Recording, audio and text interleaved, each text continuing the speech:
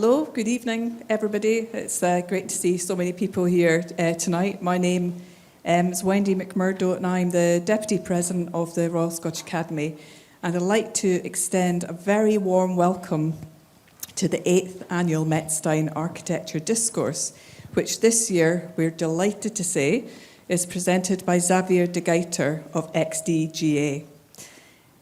For those that are unfamiliar with this concept of this annual event, the original idea for the discourse came from Richard Murphy and was inaugurated by the RSA to honour the architect Professor Izzy Metzstein, a remarkable architect, teacher and former treasurer of the RSA. Izzy, under the umbrella of the Glasgow practice of Gillespie, Kidd and Coya, worked alongside Andy Macmillan RSA to produce some of the most remarkable and distinguished modern architecture in post-war Britain.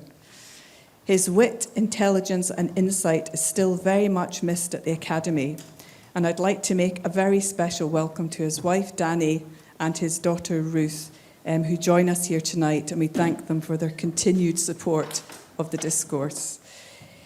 Before we begin the lecture, I'd like to take a moment to thank all of the people that have helped to make this event happen. Firstly, Chief Architect Ian Gillane and Principal Architect of the Scottish Government, Sandy Robinson, for the Government's continued financial support to the discourse. Graham Hutton, RSA, and Robin Webster, RSA, for their tireless work in bringing the discourse to fruition, not only in the vast amount of time they've sacrificed from their professional and personal lives, but for their patience, guidance, and wisdom throughout the planning of the event. Kuba Duda for his excellent work on the publication, which charts the history of XDGA, and can be purchased after the discourse for the very modest sum of £10. Many thanks to Matt Hill of the RSA for all of his work in the pulling together of the organisation of this event. And I'd now like to welcome Robin Webster to the stage to introduce Xaveer De Geyter.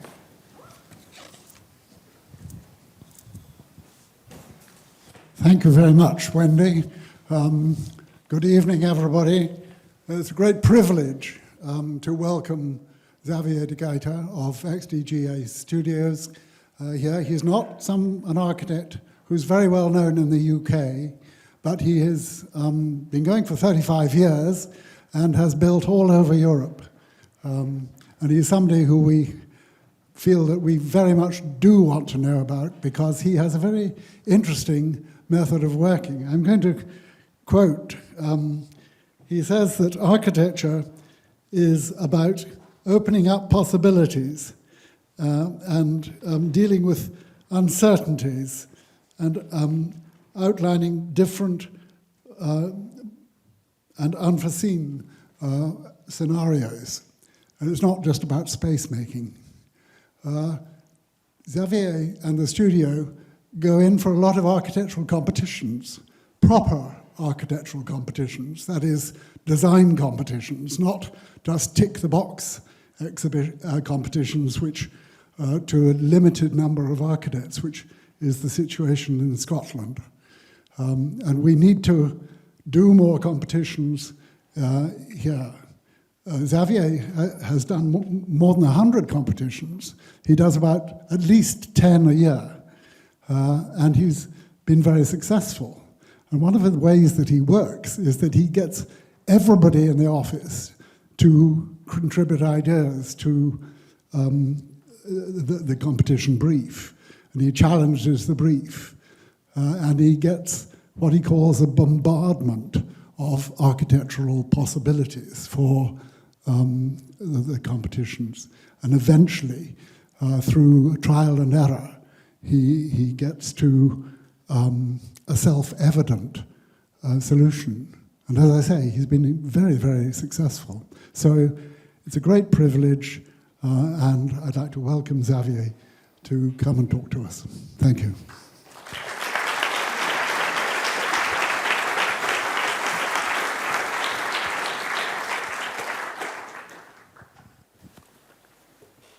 Thank you very much. I feel very honored to be here tonight. Look at the series of architects that have been before me here. I feel humble I think I'm maybe the least well-known in the UK of the whole list. And so I've been wondering why that would be. Of course, we're in Belgium. We work in different countries. It's very difficult to us to get into the UK for work. But maybe there is many architects who are well known for one thing, for a style, for a type of space, for a certain concept. And I think myself, considering our own work after 35, 40 years of own practice, I think that we are somehow multi-layered architects, which means that we, and I will try to organize this lecture through a number of different teams that we work with. And I will talk about 6, 7 recent projects, but it is through the teams that I will try to get you an idea of what we do. A first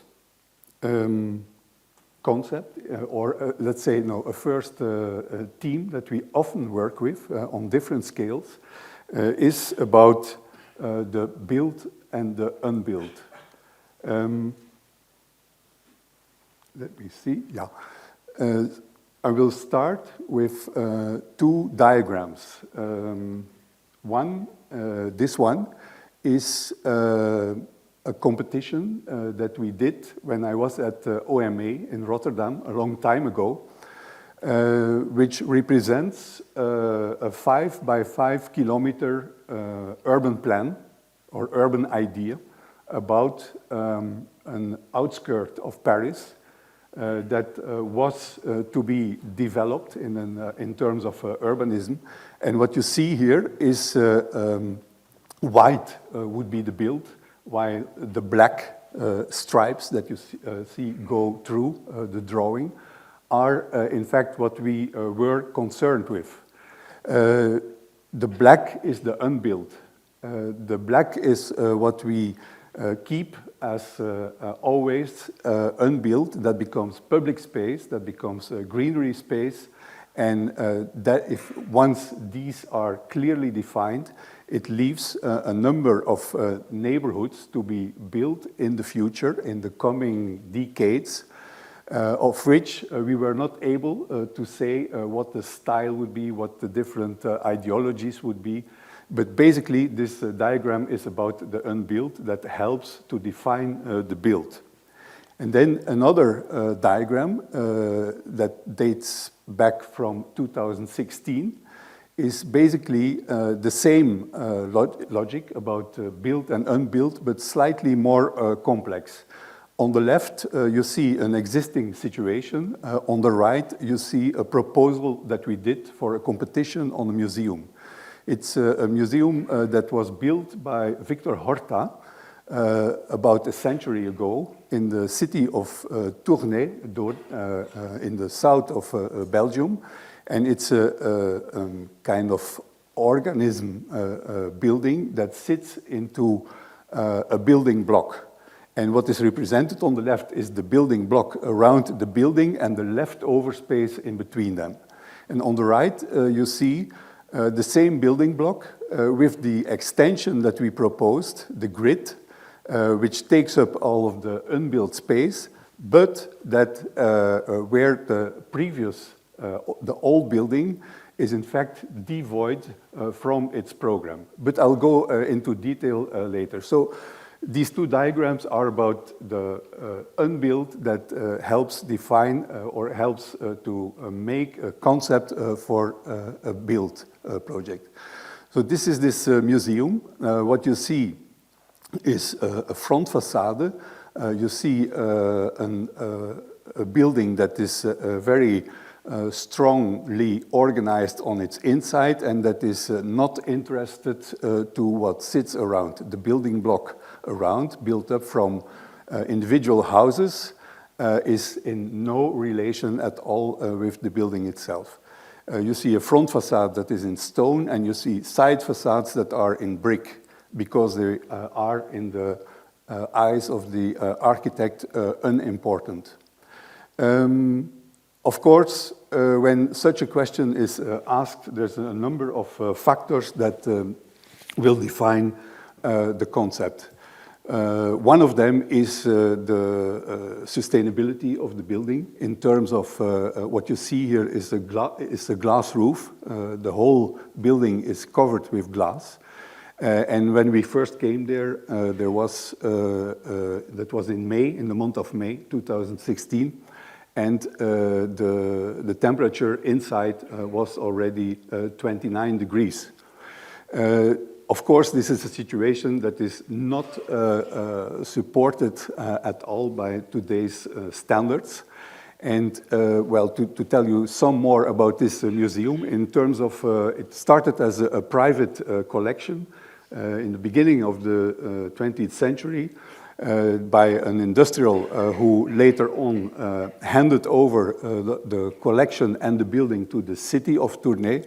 And basically, he built up a collection that is today the fifth most important in Belgium, with, of course, lots of art from late 19th century and the very beginning of the 20th century, Manet, Monet, Courbet, and so on, but also a vast series of more ancient art going back to Rubens, Van Dyck, and Rogier van der Weyden. More than 3,000 works altogether, and basically with their museum, they're able to show less than 3% of the collection. We looked at the building in a very objective way, if I may say so. The first one, and we looked at what is the essential quality of the existing architecture. One of them is, of course, the daylight. Here you see a ceiling plan of the existing building with, in green, all the glass that lets sunlight through. You see here an image of the first, at the opening of the museum around 1925, where the standards were, of course, very different. Combination of sculpture and paintings. A very beautiful building in itself, with a kind of a magic imbrication of the different rooms. Kind of organic organization, and this is the device that lets the daylight come in. But if we would have to adapt the building to the standards of today for this kind of art, one would have to cut down more than 90% of the daylight. More than 90%. The other essential quality is that it is directed towards the front. The front is important, the back is not important, and the internal organization is important. So that means that it is a building that would be very difficult. You see it here, the actual building is situated here. And it is directed to a series of public spaces that are organized in the axis of the museum. So, as I said, the front is important. This facade is untouchable, of course. One would even not be able to add 10 or 15 centimeters of insulation on the inside, because every detail of the building is such that it is finished and not adaptable, if I may say so. This is an image of the side facade, brick work. This is the third quality, which is exactly this imbrication of different rooms with all the details, interior details, that are following out of this order, and that can basically not be disturbed. So the concept is that we declare the central part of the old building as a public space and as an extension of the public space that sits outside. So we devoid the building of its original function and make it a public space that can be used for other activities and that is used as an entrance to the museum. And we fill up the in-between space, in between the city block and the original building with a grid-like floor that sits exactly on the same level as the wings of the existing building, and that makes this configuration in terms of program. Green is exhibition. In the legs of the old building, we put sculpture that does not need the same kind of protected atmosphere, climate inside the rooms. The grid itself is a kind of continuous floor that can be read as a succession of rooms, or as well as an open field with diagonally open perspectives. Also, we add some underground functions, archives, technical space, and so on, in dark blue. We add also a temporary exhibition building that is a very small emergence, as we call it, which is a new building of 3 floors high.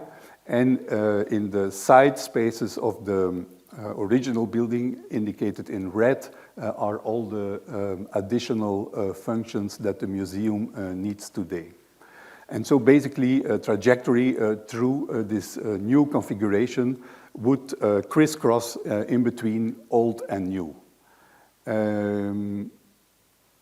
You see the plan here, which is, I think the basic quality of the architecture is exactly this confrontation of the organic original and the orthogonal grid that bumps into the existing and that makes a series of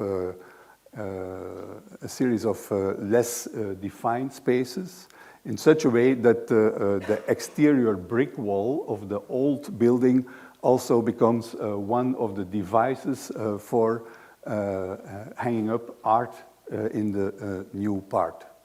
Here you see a section where you see that the new building is exactly on the same level, so all of the exhibition would be exactly on the same level. It's only the central space at the entrance that sits a little bit lower. This is an early model of it where you see exactly this confrontation between organic and orthogonal. And here you see the central space surrounded by the additional functions. But basically, we propose to devoid the original central space from its original function. And that is basically why we won the competition. Simply because they had no idea how to adapt this 100-year-old building to the exhibition standards of today. The answer is simply, we don't. These are competition images of this central space, exactly, in which we don't change anything, so the 100% daylight that there is today still comes in, because that's essential to the quality. This is just an image of one of the side wings with sculptural objects, and eventually paintings that don't need the same kind of protection. And this is gives an idea of the new device with diagonal views throughout the surface, with on the far right one of the brick walls of the exterior wall of the old building. We've been working on this for a long time, and there is it's not built yet. The competition dates back from 2016, and well, there is at the level of the city, there is funding problems because they spend money on other things. That's why it's not being built yet. Maybe a few words on the new higher building. It is basically building that has large windows in it. It has 3 exhibition floors that are adaptable, and the whole is covered by a unifying metal curtain that is 16 meter high, and that breaks the light in front of the windows. This is what the front facade that is basically unchanged. One sees a little addition on the left for the low building and the higher building behind. So another interpretation of this build-unbuilt is visible in a project that we did more recently, which was visited by Graham and Robin. It is in the city of Ghent. It is on the outskirts of the city where the harbor used to be. Like in all cities, the harbor moves up further towards the sea, because all of the infrastructure is too small, basically, getting too small. And so these areas are being slowly inhabited and reconverted. The program is about a school that is combined with a daycare center, with a sports facility, with a crèche for pupils up until 12 years, from 3 to 12 years, let's say. And it is the only building in the first development. It's situated on top in the middle, the blank, the white rectangle. And it sits in an urban plan that was conceived by OMA many years before. That basically is an urban plan for a bigger, larger area. But this first stripe along the water would be the first development. And as it is difficult to conceive a degree of urbanity in such a narrow band of new built area, they call it chopstick urbanism, which basically means that you put pieces of built and pieces of greenery one after the other, and you make a series out of it. And but in order to make a kind of interior to this band that is only 70 meters deep, they conceived a path, a walkway that runs through everything, which you see on the lower sketch as an idea.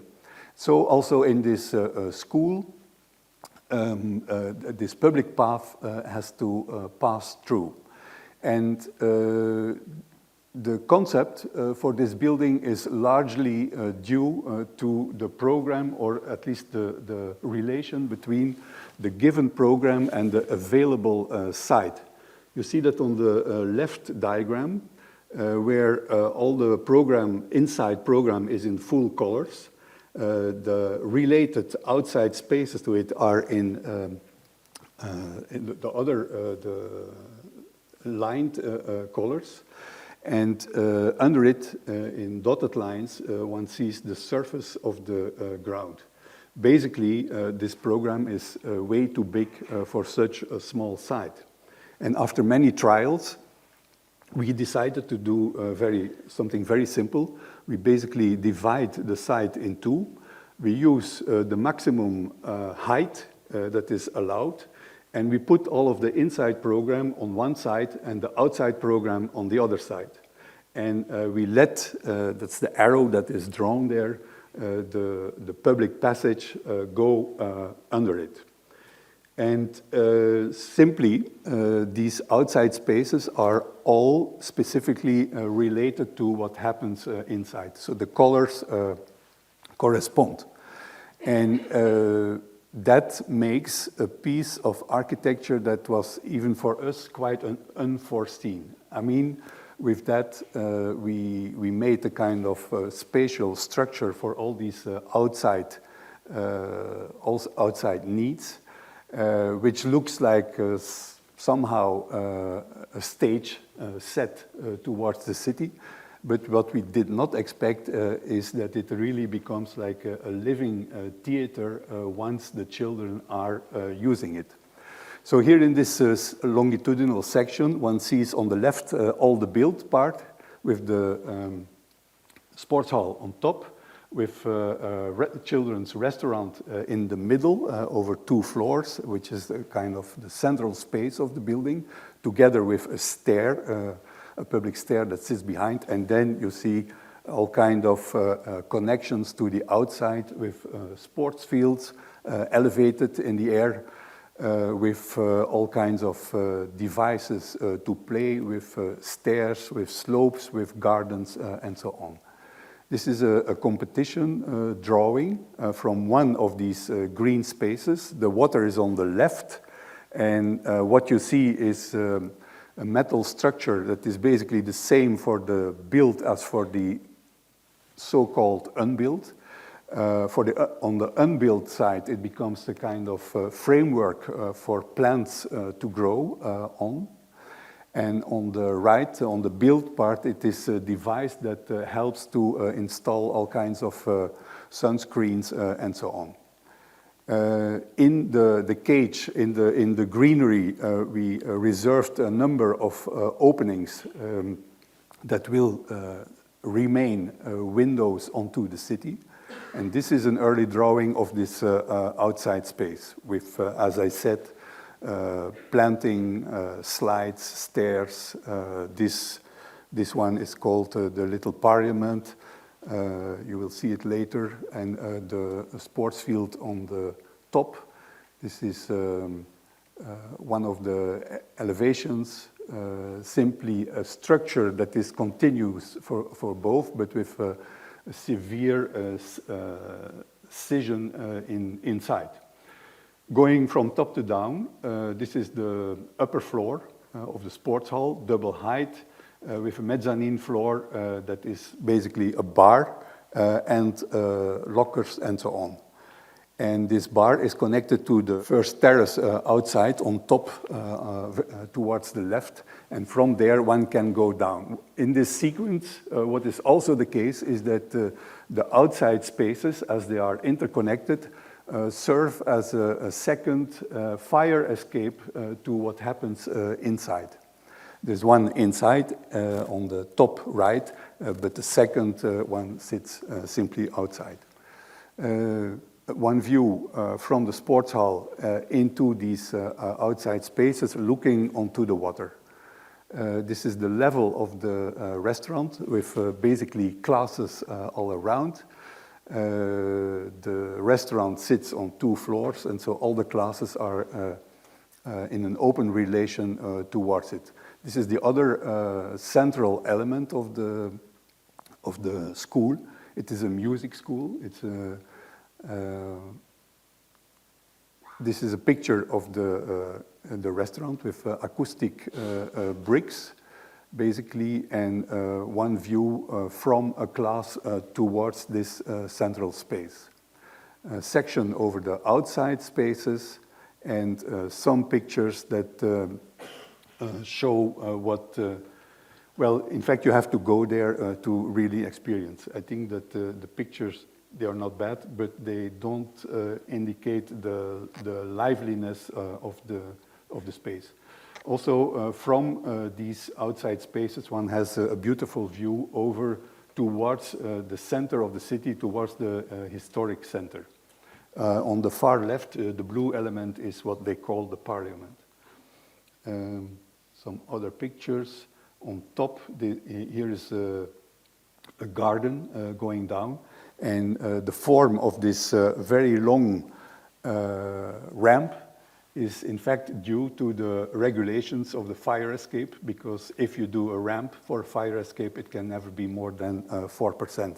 And so this ramp gives access to a sloping garden from where one can work in the garden. A view from the water side and the other way around. And these series of pictures are taken a few years later when the planting starts to go up to 12 meters, and the intention is that it will cover, in the end, the whole cage. And for those who say that we made a cage for children, the answer is, of course, that in this case, a cage is about freedom and no freedom. But in this case, one can say that the freedom is on the inside, and on the outside is where the lack of freedom is.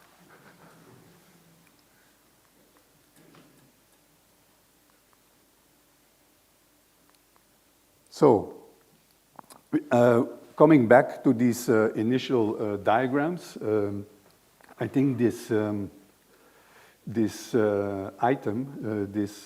diagrams are also about another theme, which I would call indifference to scale. Basically, the way we address large-scale programs, large-scale projects, is exactly the same as a little project. And I think the best way to illustrate that is the work we are doing since a long time in Albania. We are working on different locations in Albania, but one of the most important is a city called Vlora in the south of Albania. It sits on the sea, and when we came there for the first time, there was no relation to the sea. The reason for that was that there is a national team that breaks down illegal buildings. And this is a picture that illustrates it. On the beach, there were a number of buildings, pavilions, and so on, that recently had been broken down. And so the city had an absolute lack of, is in a beautiful setting, but has no relation with its shoreline. And the first competition ever in Vlora was about this shoreline. We won the competition, and we made a plan for an 8-kilometer stretch of coastline that has all kinds of different natures and qualities. In the middle, for instance, there used to be a harbor over here. The topography changes all the time. At the bottom, at the south of the line, there is a very strong topographic difference, or a steep, while on the north it is rather horizontal. And so there is a number of existing things that influence our design. This first competition was presented in a theater of Vlora. And there was a screen outside where thousands of people came to see the presentation of the different projects. So it was the first time, and I think I can say that the project really is changing the city. Because for once, as we often in architecture and in urbanism say, it is first the public spaces that have to be attacked, and then in order to have buildings and built elements come after. For once, this really happened. It is it's the state that organized this competition. And what you see here is basically one red line that is a promenade that meanders in between the different elements, that basically always stays the same in nature, in width, in material. And that allows for a lot of different things to happen. A few images. This is one square we did with the promenade in this situation along the waterline.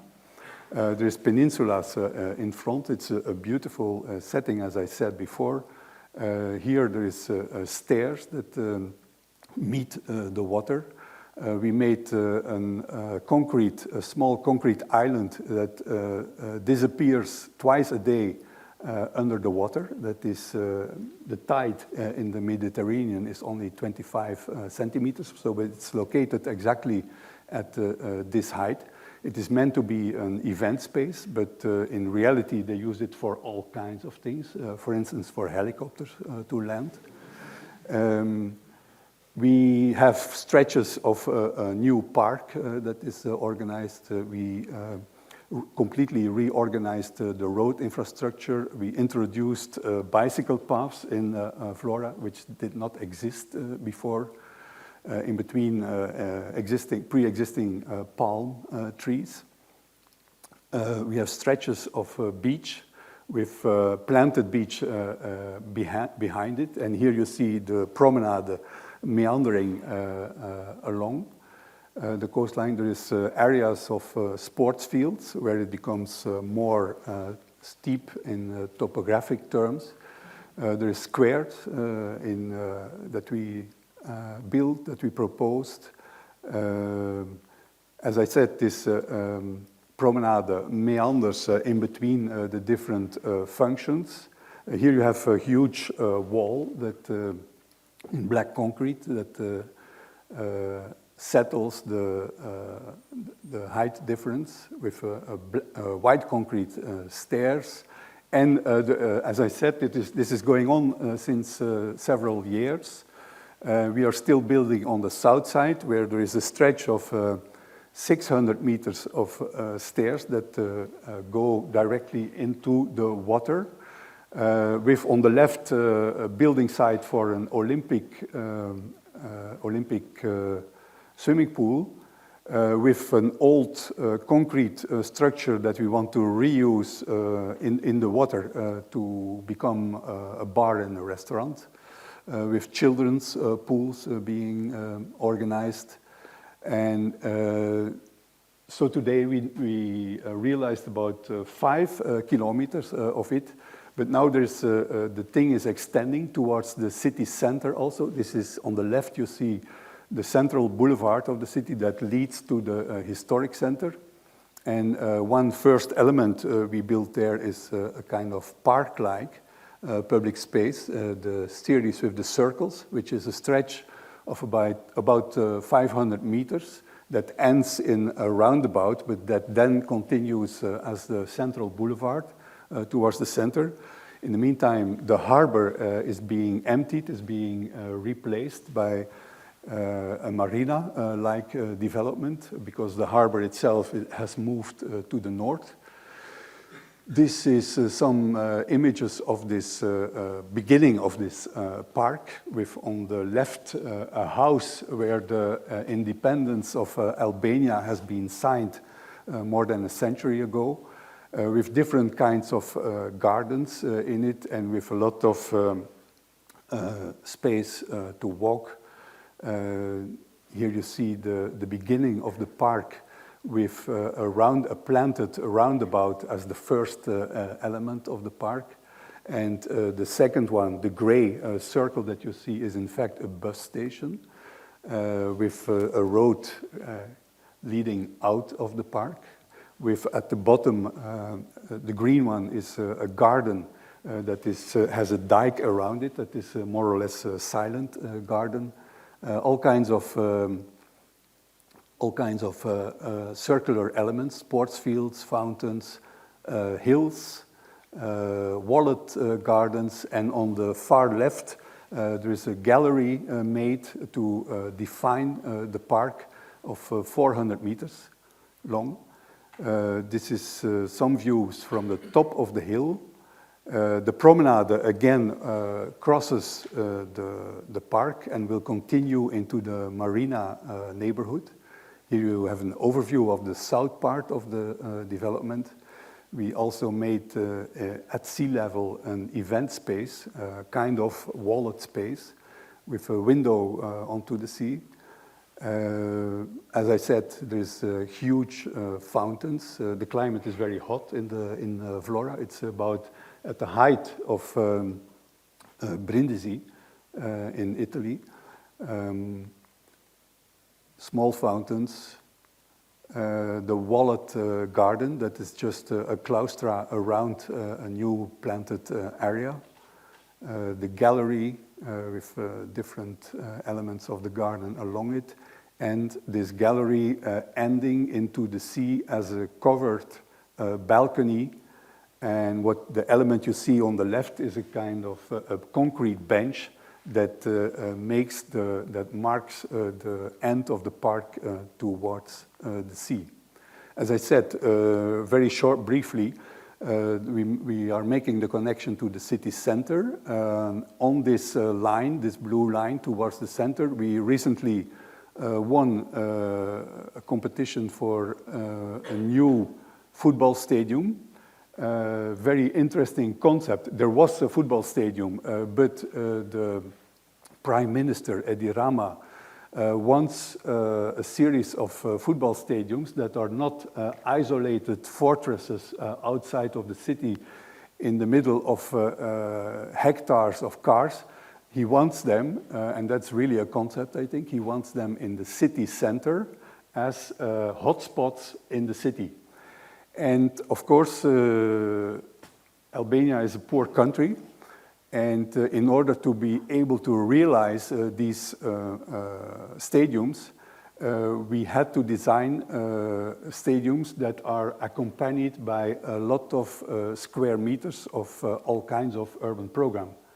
Housing, offices, shops, and so on. And these will pay for the stadium. This is just a few images of what we are doing in the city center. Again, a total reorganization of the public space with covered market halls, gardens, squares, and so on. This is underway at this moment. And another interesting thing we are doing is, you see, not a ruin, but a kind of unfinished tower building right here, and with a big socle, and it was illegally built. It was never finished, and the Prime Minister wanted to break it down, and then we convinced him to, at this time without the competition, not to break it down, but to transform it. And the ministry bought it as for a regional development center, and we proposed to, in this concrete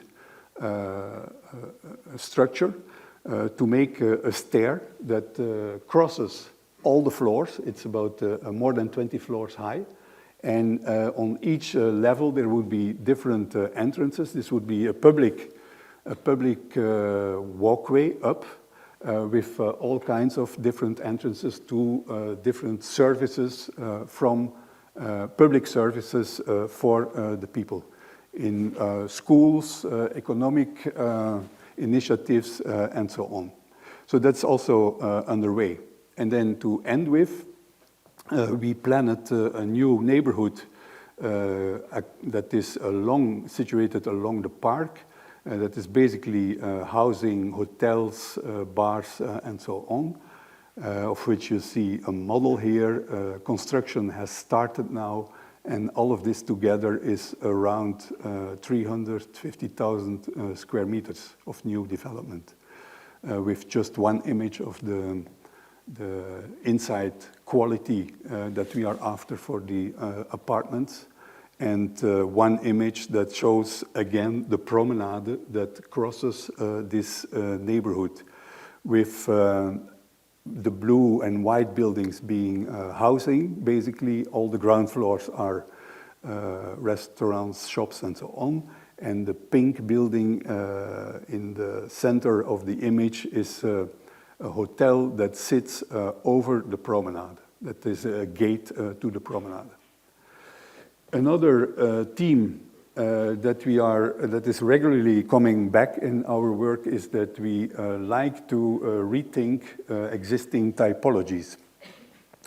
One good example of that, I think, is what you see here in the front, basically a tower in Brussels. on the outskirts of Brussels. In fact, the ring road around Brussels is at the bottom of the image. And the tower is part of a campus that was built in the 50s.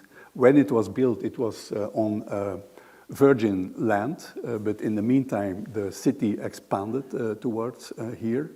And it is basically a beautiful 50s campus, but a campus for both Dutch-speaking and French-speaking education, hotel and restaurant schools. And basically, we did a master plan, of which only a small part was realized. And one of the elements is this tower. And basically, the reason for this tower is to keep land available for future developments. So we use very little space. But it is also to re-strengthen the campus model, which has a central axis, and to make the campus visible onto the ring road of Brussels. And the program is cooking classes. And, one image of these existing campus buildings, 50s modernism, high quality, basically, a bit somehow Frank Lloyd Wright inspired, with stone sockles and brick higher levels. This is the pre-existing situation. These are a number of things we proposed, and in the end, 5 altogether, and in the end only 2 were realized, the tower and one existing building being transformed into different function. This was a sports hall that we, with an annex building, a welcoming building towards not realized. This is a dormitory we proposed with galleries along it, not built. And so, but this little tower got realized. And what is the clue of the building? Basically, any tower, any modern tower, has its core in the middle and has the usable space all around it. But in this case, there's only one class per floor, basically, a cooking class, which means that it needs huge amounts of ventilation, which means that the core is disproportionately big in relation to the usable space. You also need 2 escape stairs. You need at least 3 elevators and so on. And so we decided to make the usable space at the center, and that is basically the glass box, and all of the core functions are draped around this transparent center and house all the different vertical functions. So the floor, each floor is only 12 by 12 meters and hangs basically in between these surrounding cores. The cores are basically opaque or half opaque, and the center is transparent. This is an overview of all the different floors with, of course, entrance lobby, locker rooms, showers, storage space, also a technical floor because of these huge ventilation needs. But the typical floor is this one, which is a class that has, for 2/3 of the surface, has lots of cooking stainless steel material on the left, and one big table where all the students sit around when there is a lesson taking place. You see 2 escape stairs, you see toilets, you see at the bottom huge shafts. One of them has an elevator for goods, but the elevators for people are panoramic elevators sitting in between. There's here. All the rest is ducts. And basically, because every 5 minutes the whole class has to be re-ventilated, we didn't need to take any measures in terms of sun protection. So it is a glass volume that is anyhow, when in use, is renewed every 5 minutes. So when it heats up, it's simply taken away by the ventilation. This shows the tower from the campus as a strengthening of the central axis. The black core is only an escape stair and is in fact outside climate. The gray one is a stair plus toilets, and the white ones are basically shafts. A view from the highway. So it's a small tower altogether, but it completely rethinks the traditional concept of a tower. The central volume is floating, basically, and only has a kind of entrance lobby on ground floor. This is one typical view from one of the classes. This is the technical floor, completely filled. The highest floor is a public restaurant with a bar, and this is a stair in between the two, looking onto the ring road.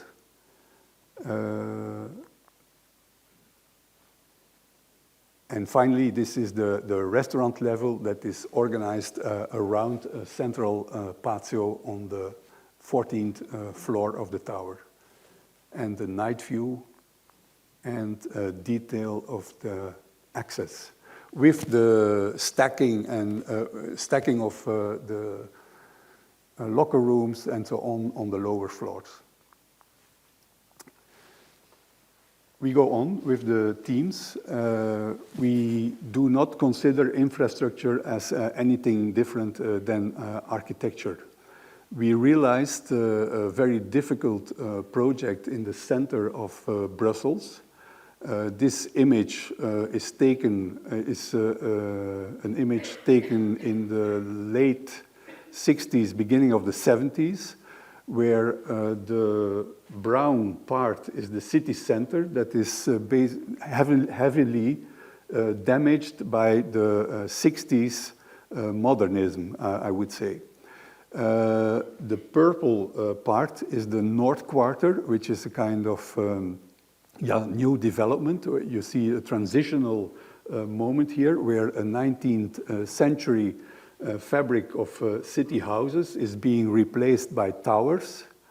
And one also sees a vast railway line that crosses the city, that basically at this spot disappears under the ground to go under the city center and to reappear at the south of the city center.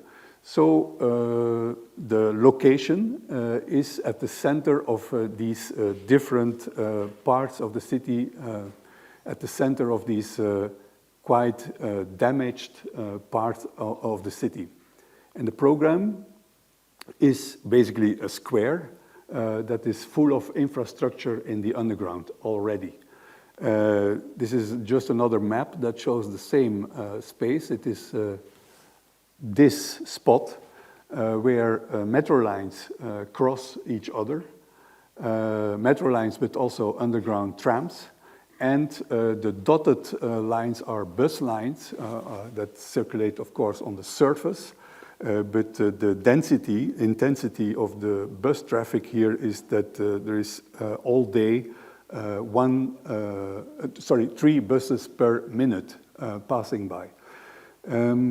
Basically, well, this is an image that shows the square, that it sits in between these high rises. And what you can see of it is that it is completely dominated by car circulation, leaving some small green islands and no place for pedestrians, basically. You have to know that the whole underground is built. We will see that later. And we have to, the task was to reorganize the public space and make some evidence in the public space in relation to the underground. Because basically what happened here, this is an image dating back to the 1930s, I think, of the same square, where it used to be the square of the North Station of the city of Brussels, with the North Station being here, at the left of the image. This station was to be replaced, to be put further north because of the rail lines coming up from the underground to the street level, which takes a lot of distance, so the station had to be replaced, and all of a sudden this square was left almost without a function. Then came the underground infrastructure, the metro lines, and basically the task is to make an evident link to public space and public transport again. It is composed of different elements, the project. On the top, you see a canopy, a large canopy. Under it, you see the reorganization of the public space. Black is a patio that is carved into the existing infrastructure underground, 12 to 15 meters deep. Yellow is the new square, and orange is a strip that we make on the south side along the boulevard in the city. And then you have the reorganization of the underground floors around this central patio. This patio is basically to bring light into the underground, but also to concentrate all of the vertical circulations. So this is the configuration of the different elements. And on this picture, during construction, one sees that it is really taking away rather than adding. The form of the patio was strongly influenced by the structural qualities of this underground that was in the 60s directly related to the high-rises that sit around it. So we had little freedom to make the size and the proportion of this patio. And that is a plan that shows the configuration of the different elements. This one is the central socle of the canopy. This is the form of the patio that was carved. This is an entrance to an existing car park underground. There is metro lines in this direction underground and in this direction. And so, in fact, the whole canopy stands on top of pre-existing columns of the metro infrastructure. You also see the strip, horizontal line, along the car circulation and the new square. Basically, the span, the diameter of the canopy is 64 meters. It sits on a socle of 6 meters, and so the cantilevers are 27 meters more or less. In gray, one sees the pre-existing infrastructure, car tunnels on the left, metro tunnels next to it, pre-existing car park on the right, and a pedestrian connection under the boulevard towards a shopping center on the far left. And in white, the patio that was carved into it. Section in the other direction. Model pictures with the car park, with the patio in the middle, and the configuration of the different stairs and escalators. As the size of the patio was limited, we had to put the escalator diagonally, because otherwise it wouldn't fit in it. There is a pedestrian bridge that runs over it, that is in the prolongation of a shopping street that sits a little further. And the monumental stair you see under it is simply the result of what remains as a space starting from the bridge and passing under the escalator towards the lowest level. So these are a few images of this patio. Directly on the left, there is a pedestrian circulation space towards the metro lines. You see the bridge here on the street level on top. You see a facade of elevators on the right. You see the escalator, and you see a monumental stair that has an intermediate stop at an underground space that is not used today, but that is meant to become a party space underground in the center of the city. We did reorganization of these underground circulation and accompanying shopping. We did, of course, the reorganization of the public space. We saw this plan before. The canopy is made in steel, prefabricated in Spain and transported by boat towards Brussels and then reassembled.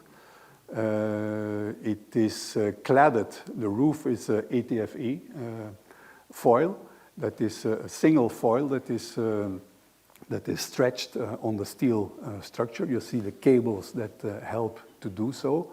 And the closed parts are PVC fiber, textile, that makes this differentiation. A few images of the public space. Basically, we use the topography, the height difference between entrances and the boulevard to make our urban furniture. You see that here. Height differences are become elements to sit on, and basically it's just one panel that is reused on different levels. A prefabricated concrete panel with pebble stones in it, and this is how it sits in the city. This is, in fact, my preferred image of the project. You rarely see the canopy in its totality. You see it pop up from different angles. For instance, here from this shopping street that sits in front. And this is one image to conclude this project. Next is, like many offices, we are thinking these days of how we can be more sustainable. In general, I think that sustainability is our means to do sustainable interventions are very limited. I think we are creating, in general, new problems, and so we are thinking of alternatives or partly solutions. And in this specific case, it has a lot to do with the next team.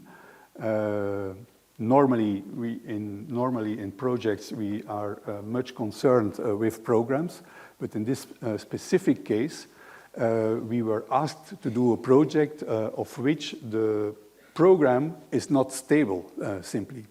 It is about a semi-industrial building in Brussels again, for a car dealer, a car importer, big company in itself, but as they are in a situation where selling cars is slowly moving into providing mobility, they don't know, and as cars are changing, electric cars hardly need any garages repair anymore. So they are very unsure about their future, and their demand was to think of a structure, a building that can, in the future, take programs that they don't know of yet today. And so we thought of a structure that is also influenced by a number of other things, but that is basically about providing surface and spaces where basically anything could be possible in the future. This strange form is derived from two issues. One, the site is irregular, and two, today it is still a lot about cars, and cars move, the way cars move have helped to influence the form of the building. Here you see all the programs that will be in there today, but which might change in some years. So there is still a representational selling space for cars. There is still a garage. There is still offices. There is still a lot of space to park cars. Simply up until today, half of the building will be just outside structure for cars, and the other half is inside space. This diagram helps to explain why we did this form. You see the site itself. You see the bending of the surrounding streets, and in the back there is a car ramp that goes up and down to all the different levels.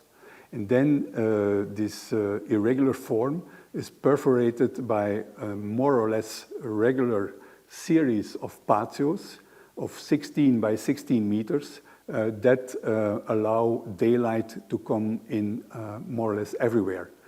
This form slightly changed through the development of the project, as you can see. This is the model of what we are building today. So some of the patios are outside spaces, others are atriums. At the front, for instance, on the bottom right of this image, model image, as a kind of central entrance to the car dealers for today. A view from the site where this ramp is going up.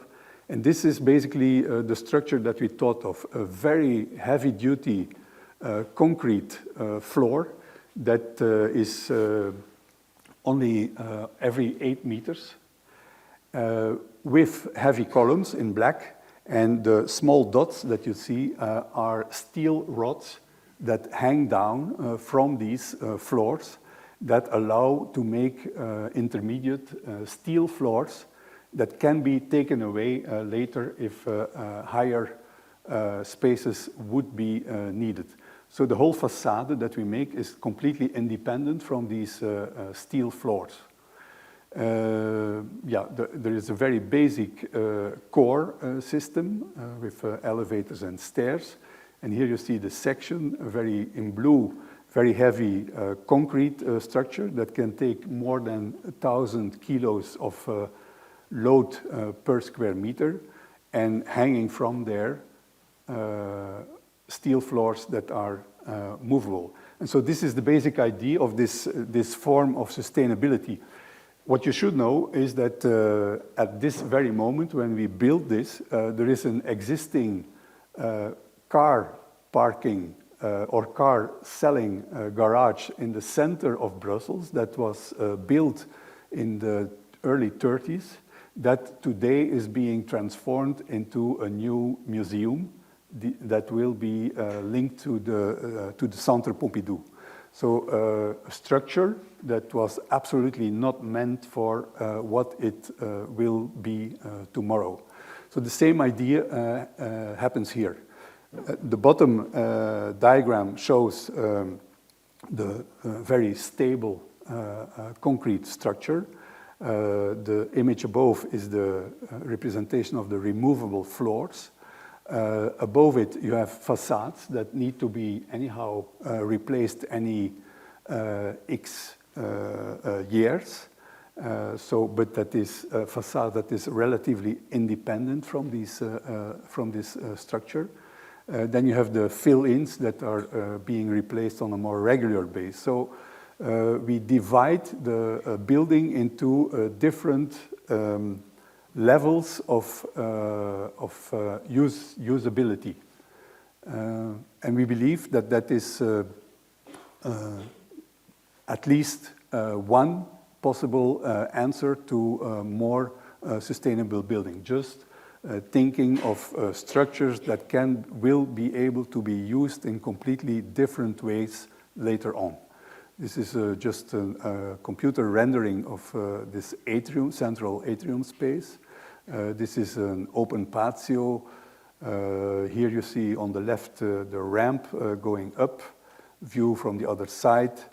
Mainly glass, where there is facades, it's mainly glass, and they are protected by a kind of running along the facade bands of sun protection. Some of the parking floors inside, the ramp leading up, very heavy concrete waffle structure from where the steel is hung up, and a few pictures of the building under construction.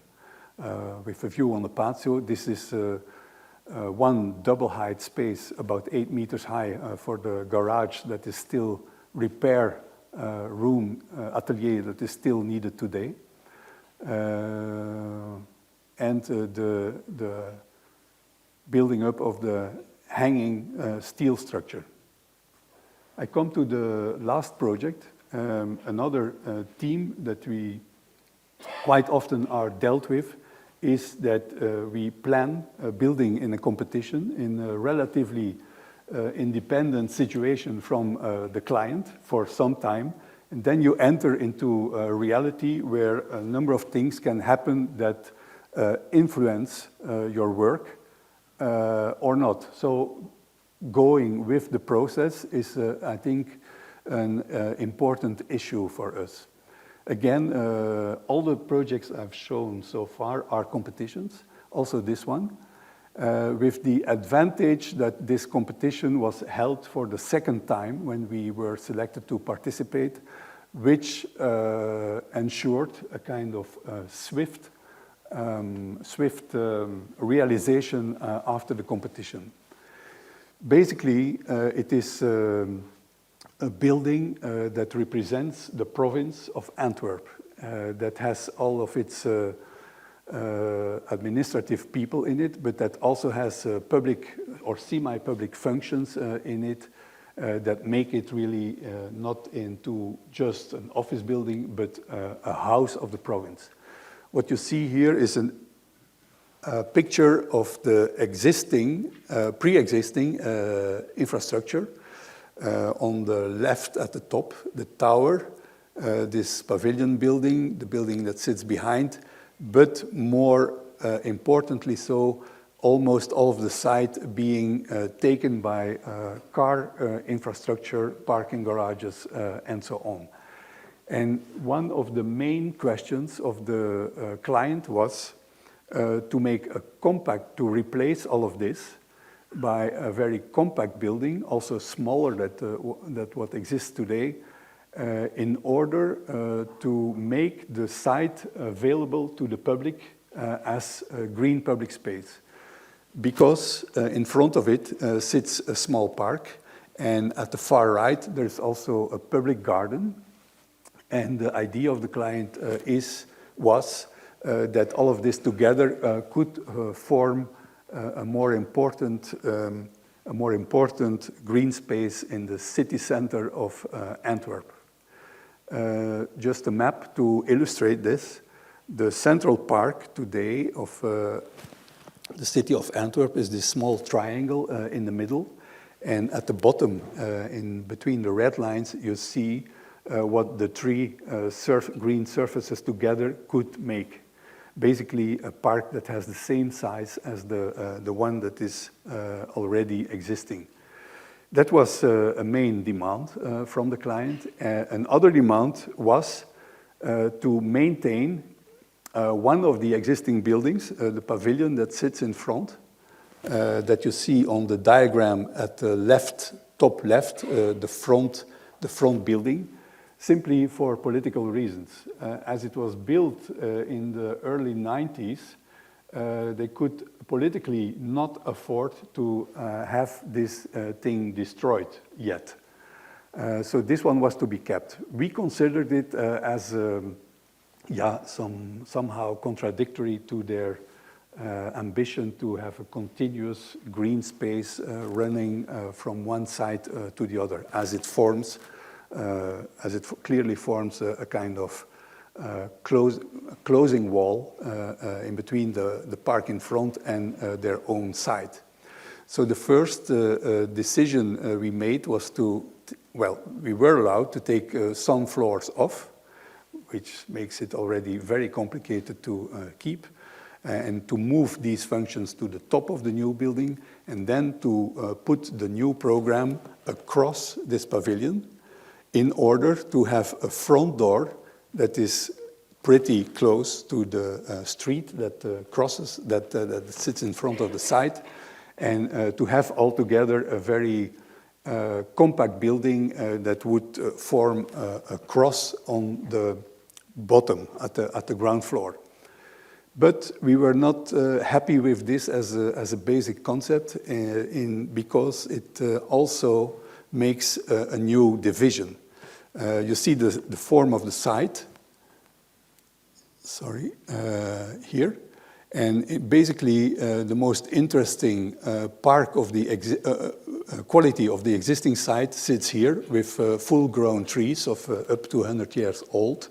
And by making the new program this way, it divides again into a front and a back. And we did not like that. And that's basically why we slanted this volume along one of its corners towards the south, which also allows much more sunlight to come in this part and to open it up spatially towards the entrance side of the new building. So this model shows the configuration of the possible public greenery that could be combined through this move. And that leads to a series of plans that are, of course, different on every floor. On top, at the left, is the perfect cross on the ground floor, pavilion, and the new slab on top of it. And with diagonally implanted the cores of the building, which at the top floor become perfectly orthogonal. So this core sits at one side of the building at the bottom floor and ends up at the other side of the building at the top floor. And this section shows the limitations of this slanting with the core on one side here and on the other side on the top. Basically, this is the structure, two cores, with an intermediate indicated in red structure by a kind of big truss in the middle because the bottom floors are much wider than the top floors, and an additional structure in the facades, steel beams inside of a concrete facade. Basically, that's where the form of the windows comes from this area where we needed the triangulation. But then we continued this window form because they are a kind of optimum form in order to find the right balance between enough daylight for the functions inside and not too much warming up at the same time, because the inefficient light that comes in is basically at the bottom of the facade, where it hits the floor at the facade, and the more useful daylight sits at the top.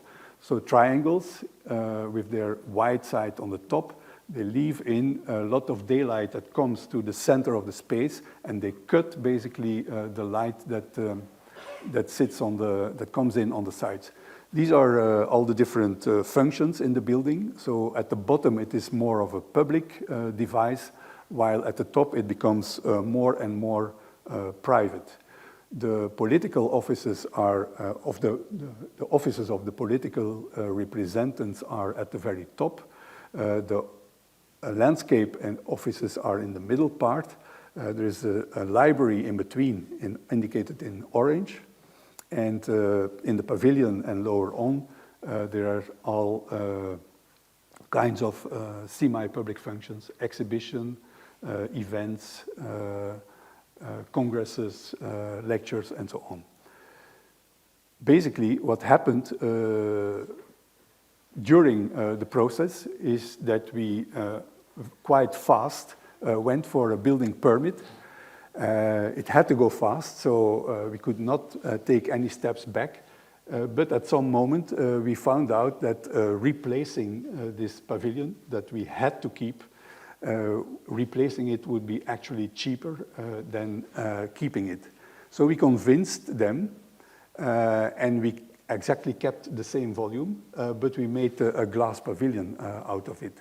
And as the building permit was already being handed in, there was no way back on eventually adapting this starting concept of the building. This plan shows the entrance. There is two levels of public functions, one half sunken and one half raised. This is the lowest floor that sits half underground with an auditorium on one side of the pavilion, an exhibition space in the middle, and the political arena, let's say, at the bottom. The top of the auditorium equals, or the top of the auditorium floor equals the park outside, so it is directly related to the park behind. This is an image of the intermediate exhibition space or event space, and this is an image of the not auditorium, but the parliament, if I can say, of the province, the deputies.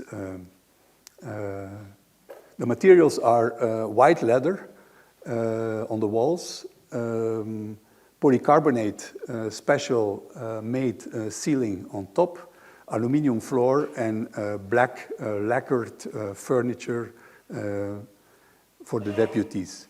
This is the floor above, which is basically an empty space with a big stair in the middle that leads to a roof terrace of the pavilion, and with just one division for major meeting rooms at the top.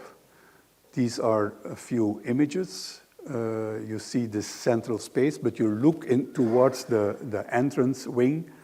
This is the central stair leading to the terrace, and the small stair next to it leading to the underground, to the sunken floor. Again here, aluminium floor, polycarbonate ceiling with all the lighting behind it, fully glass clad rooms, meeting room with a messing acoustic wall, and another meeting room with a perfect view into this pre-existing park. We go up. This is the roof terrace with the restaurant of the people working there on that level, and a kind of semi-public wing on the right where the public can have individual advice.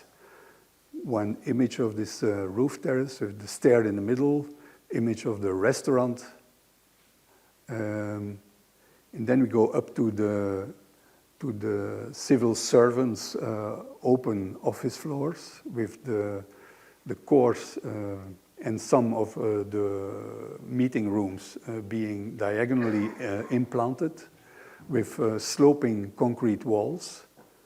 As you could see, the slanting happens in the in-between floors. The bottom and the top are completely orthogonal and straight walls again. And this is the plan of the library that sits on top of the open offices, double height, with steel and aluminium furniture for the library itself, 3 layers of galleries, well, 2 galleries and the ground floor, and we go up to the political floors, which are individual offices organized around a central patio with a few images here, and to end with some images of the outside form as it stands in the park that indeed became completely public, where they put some of their art collection. And yeah, as a last word, maybe in general, as you could see, we are not into spectacular architecture, but I think because of the function the house of the province that is representing something in society, and the combination of all the different functions, the public accessibility, we thought it is allowed to make this building somehow iconic, although it was not our initial intention. Thank you.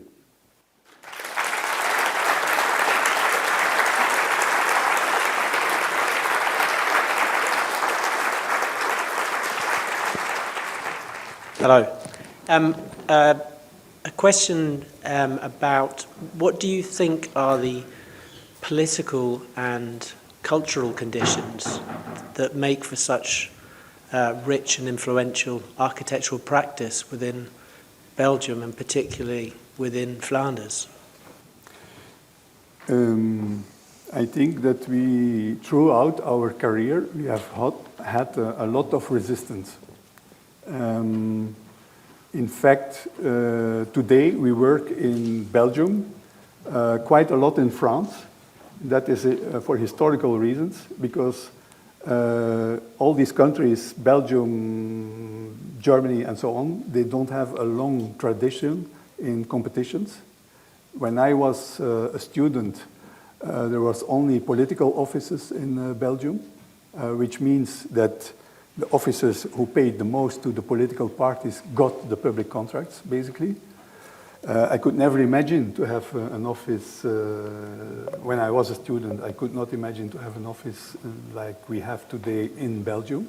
But France was better organized. They had a national system of competitions, and that's why, from the very beginning, we invested in competitions in France. They were also better paid and so on. So we come from a very bad architectural climate in Belgium in general, which was completely changed first by the European Union. European Union in 1993 obliged forms of competition, also for architecture. And so that was the start, 1993 was the start for reconsidering the whole landscape. And basically, out of that started the idea of having, as we call them, city or country Baumeisters, city architects.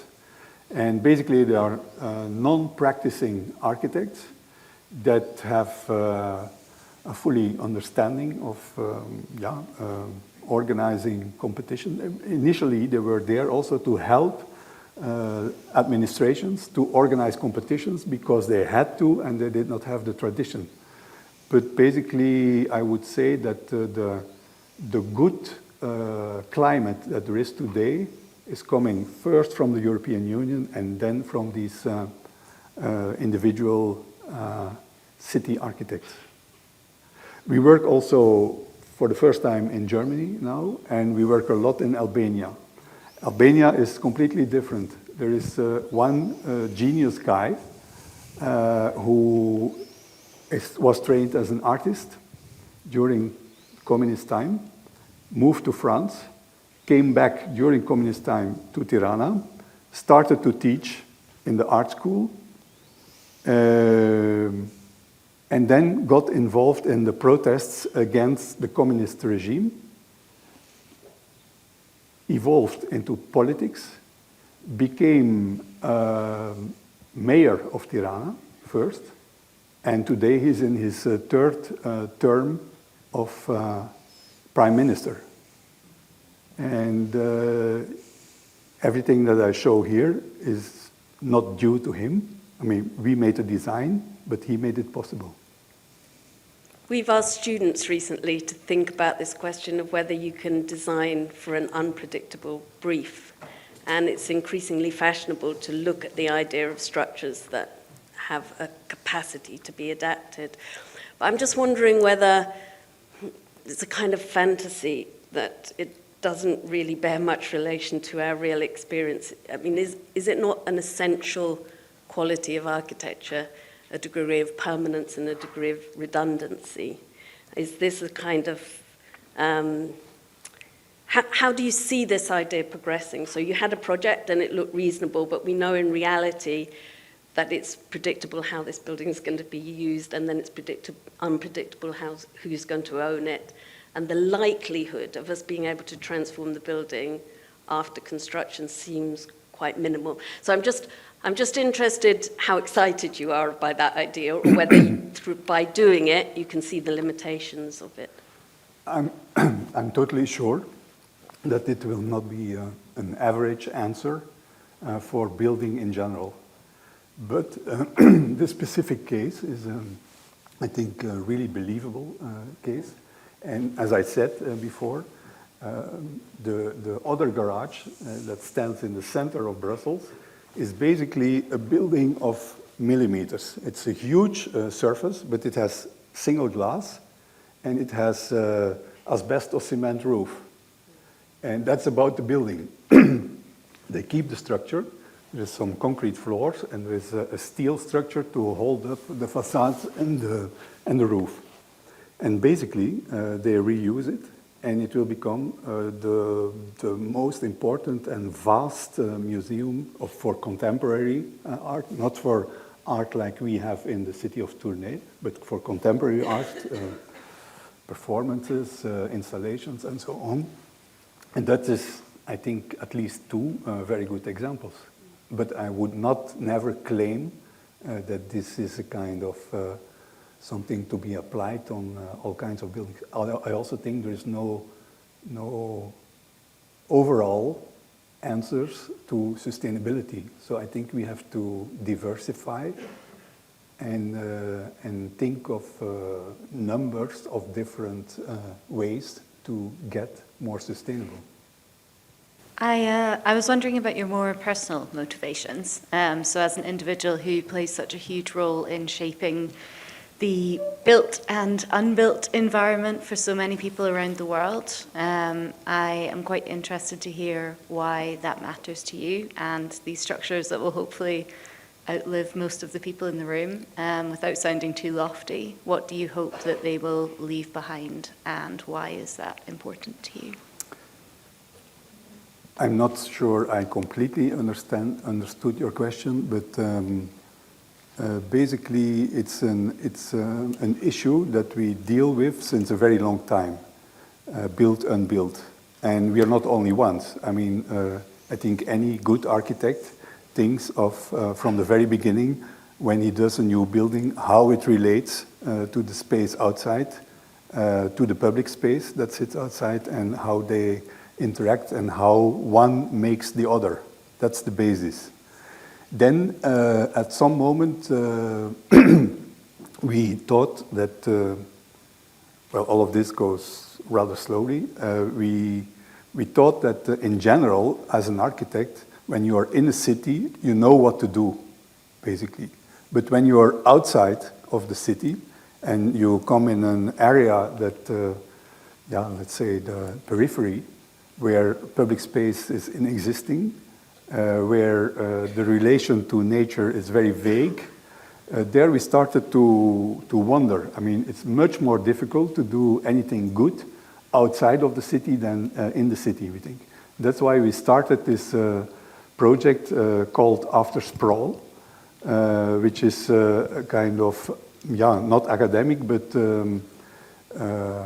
a study that we did on the several West European landscapes that are intensively being urbanized, and how to deal there with the separation between the two, how to think of new landscapes, how to give form to a situation that is basically not well enough defined.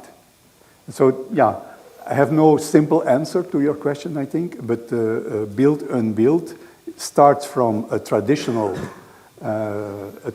idea that, begins centuries ago, if I may say so, but that develops today in the situations that were unknown 100 years ago.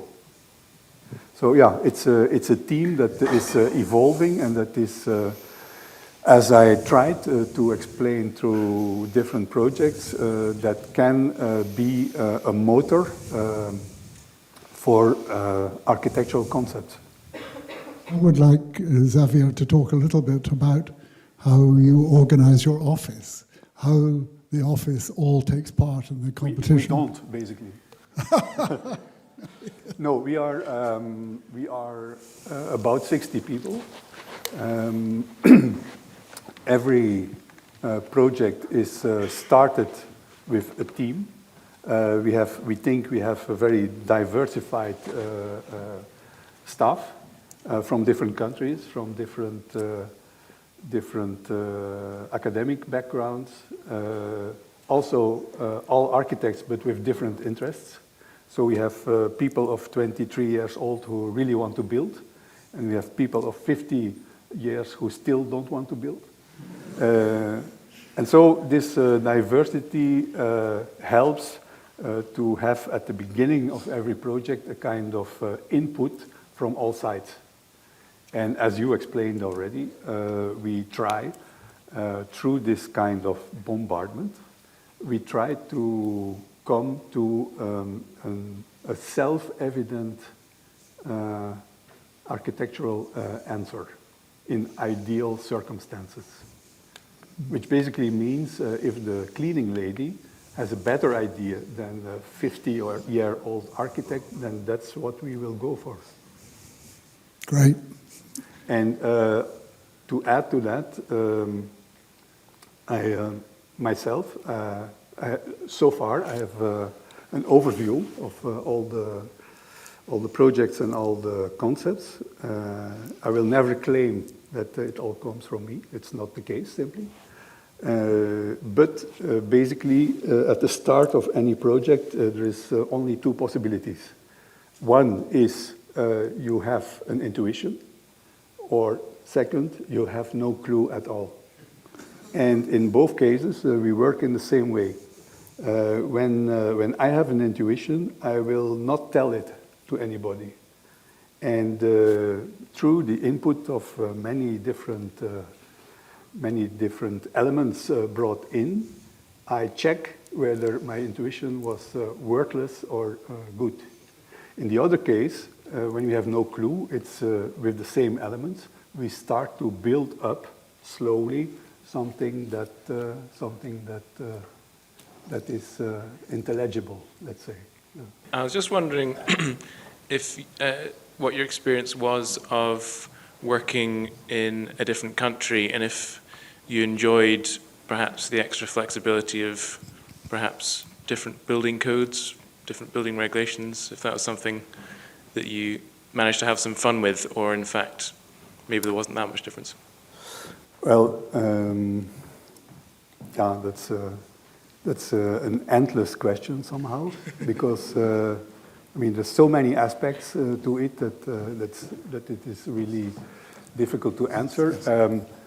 A normal day for me means that I am in 6 meetings on different projects at different stages in different countries. So fire security, I don't touch it anymore. I mean, I cannot keep in mind all these different regulations in different countries. I mix them up all the time. So I cannot deal with that.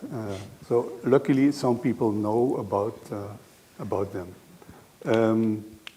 Yeah, I can only say I really like to work in Albania because it's kind of counterweight to all of the regulations we have back in Belgium or France or even worse, Germany.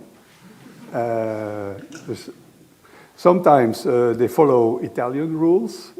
At other moments, they follow English rules. I mean, it's really quite a difference. But the main quality of working in Albania is that, yeah, there is kind of energy in the country, like you also see in other regimes that have been for a long time cut off from the world and without any freedom.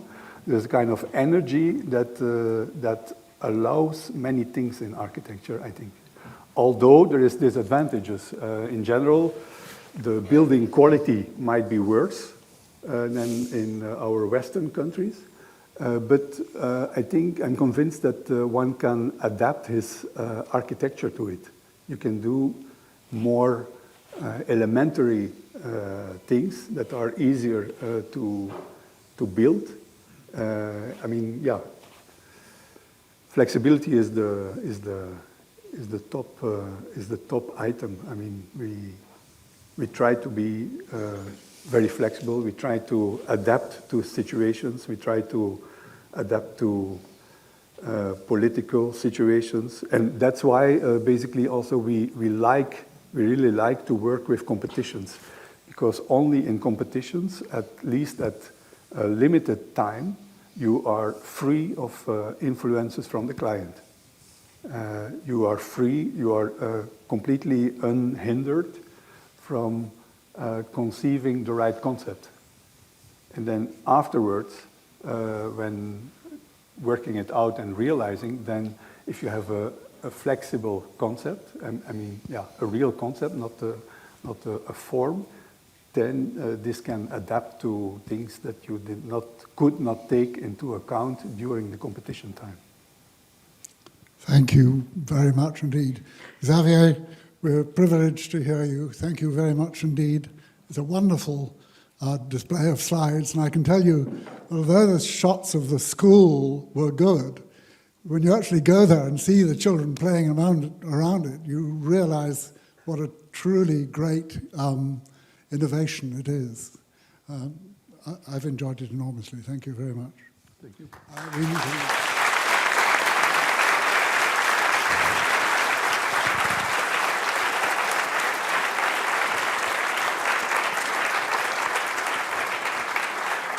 We normally present our Metzstein Discourse lecturers with a medal.